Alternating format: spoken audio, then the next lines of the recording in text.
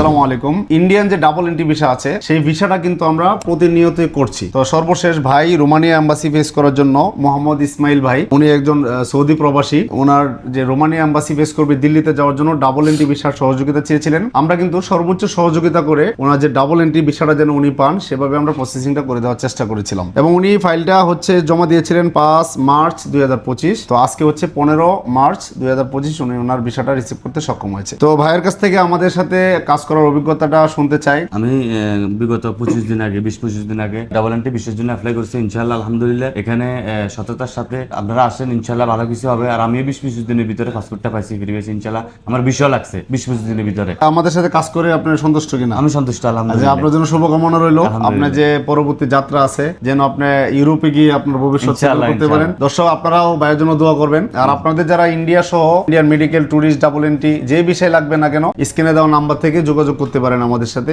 আমরা কিন্তু সর্বোচ্চ সহযোগিতা করে আপনাদের যে কাঙ্ক্ষিত ভিসাটি আছে সেটি করে দেওয়ার চেষ্টা করব। আর পর্তুগালের D1 ভিসা, শুধু পর্তুগাল D1 ভিসার যদি প্রয়োজন পড়ে তার জন্য কিন্তু আমাদের সাথে যোগাযোগ করতে পারেন। ভালো থাকেন, আল্লাহ হাফেজ।